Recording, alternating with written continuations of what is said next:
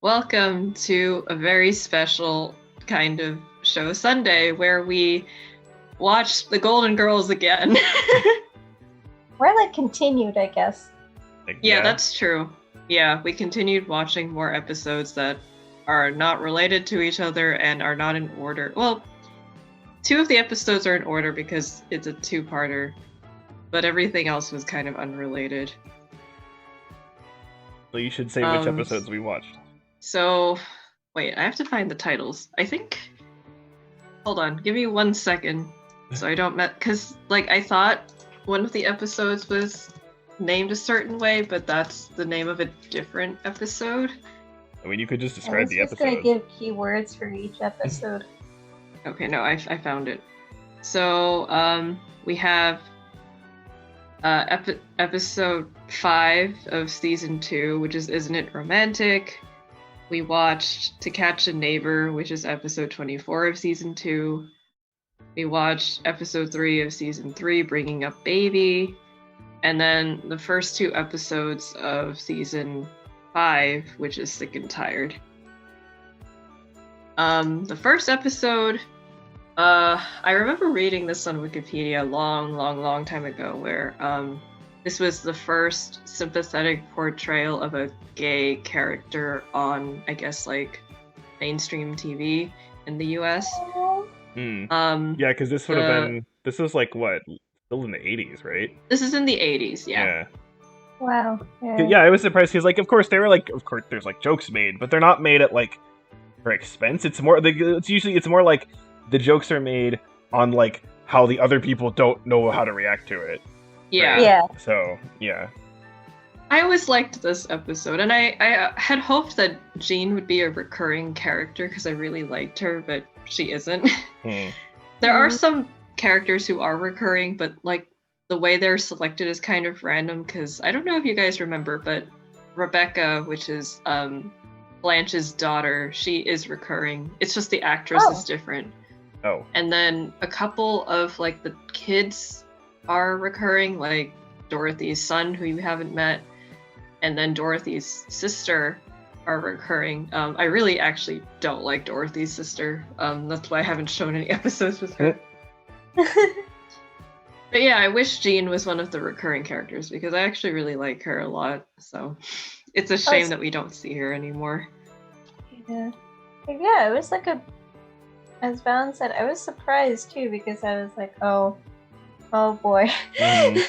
But yeah, she was shown sympathetically, and even though her romance with Rose didn't work out, Rose also handled it pretty nicely too, and they were able to be friends at the end. It's just really cute. Yeah, and that's why I'm like, why doesn't she come back? Then we have To Catch a Neighbor, which I just picked because it has my favorite love interest for Dorothy, which is not George Clooney. George Clooney is in the episode, but he's the younger guy. But the main detective, I think, Al Mullins, he's the love interest. I really like him. I just thought this was a fun episode where it's oh, they're doing something kind of wacky. It definitely was not the scenario I was thinking that would happen in the episode. I thought it would be in the beginning when she had chased them out and everything. I thought it would be one of those things where maybe it was going to be some kind of neighbor rivalry or something. I wasn't expecting Jewel.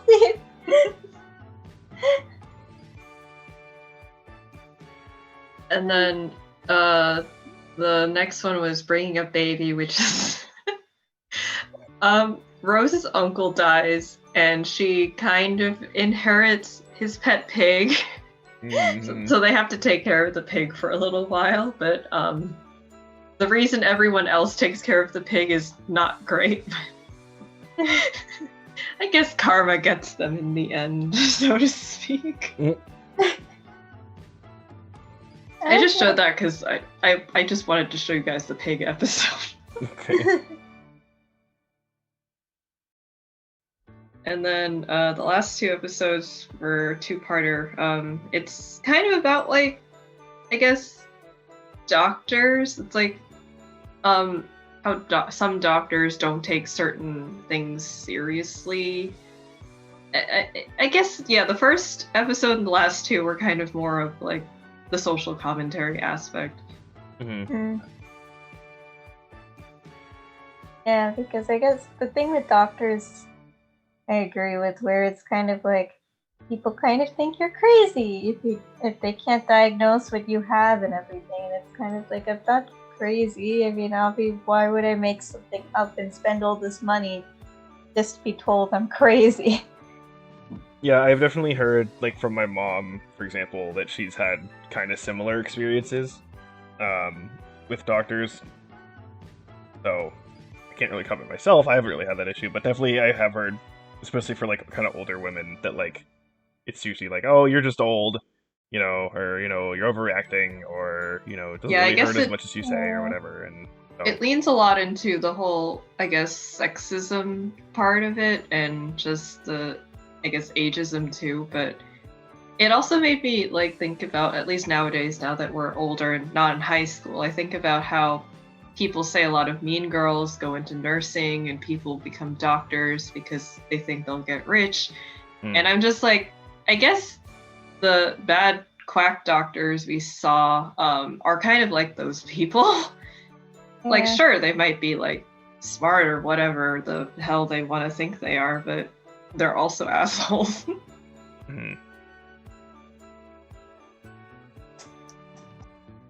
Actually, so does is the fact that Dorothy's, like, kind of sick or whatever, is that, like, a continuing thing for, like, more episodes? So the thing is that since the Golden Girls had so many different writers, sometimes the continuity is a little bit weird. So sometimes, like, they have, like, these kinds of episodes, but then after that, it's never mentioned again. Like, some of the more recurring plot themes are, like, the fact that Sophia used to be in a nursing home called Shady Pines. That comes up a lot. And, like, the stuff with Dorothy's ex-husband comes up a lot, but some small things like the disease doesn't really come up anymore. Okay. Some of the, like, other friends who come and go, they don't show up anymore. Sometimes they're not even mentioned again. So it's really sad because there are a lot of, I guess, guest characters that I really like. Like, from the previous session, there was Alvin's daughter who talked to Dorothy about her dad, like, kind of suffering from dementia. Yeah. I liked her, and then there's Jean. I wanted to maybe see Al again. Oh, but the pediatrician, Harry, he is a recurring character. I think you guys saw him in the episode where it was mostly about Sophia. They were looking after the baby. Yeah, but they were looking after the baby. So Harry is recurring, but some things may or may not be, and some things, like, it's actually funny because I think they talk about how George died in this episode, but if you, like, I guess rewatch the other episode that I showed you where he showed up, the way he died is different. Oh. Because I was gonna say, I don't think it was mentioned that he had a coma. Yeah, there was no coma. That was mentioned in season 6. I think that's when Mrs. George Devereaux is.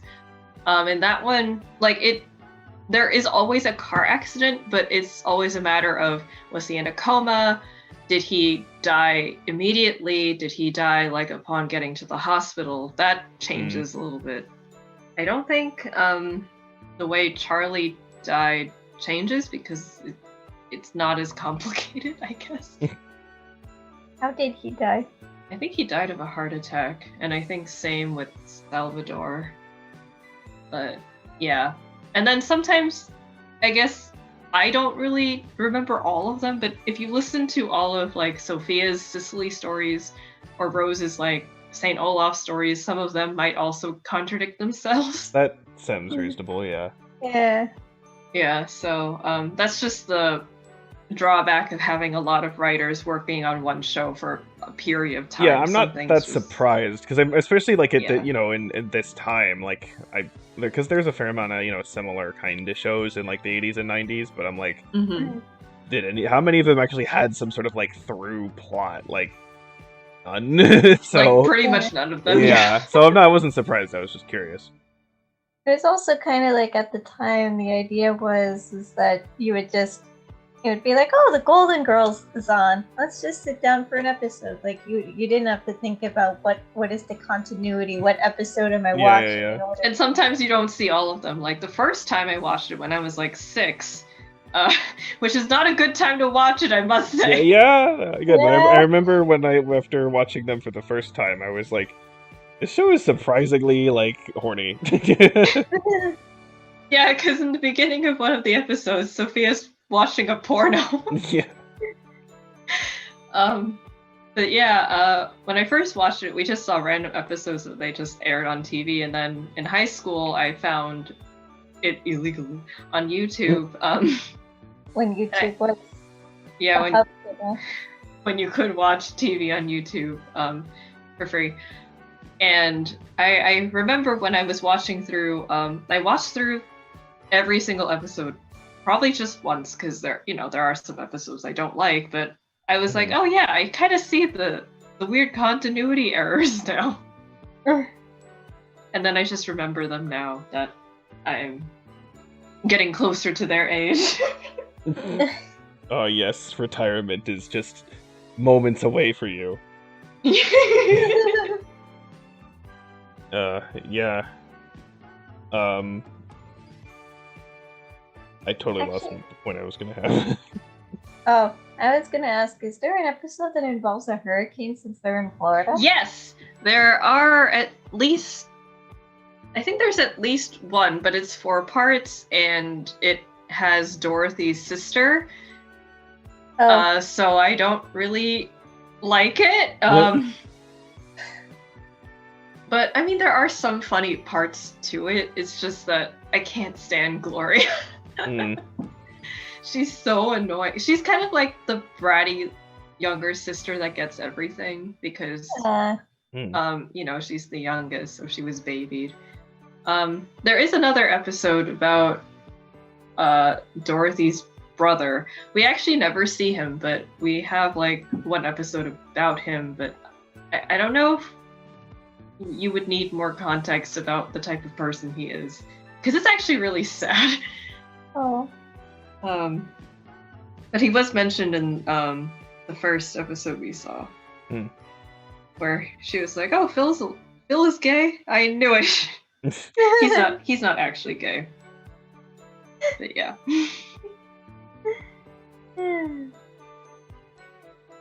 Well, I'm happy we got to see more episodes of this. I don't think my opinion has changed from last time, but it's just it's a still fun enjoyable. show to watch with people. Yeah, just still enjoyable. I feel like Sophia is the person we all wish we could be. Yes. Yeah. Just say anything with very little consequence because you're like 82 years old. Put salt in the champagne. Yeah. I always wondered if that would actually work, but then I'm like, no, I don't want to risk it. Well, the other thing too is that with COVID, the waiter is definitely not going to try your champagne. No. It's okay. It was a simpler time, as they say. Before the panini. Before the panorama. Yeah. Yeah, I feel like I should have. I've tried. I'm not because like I had something I was gonna say and I forgot what it was.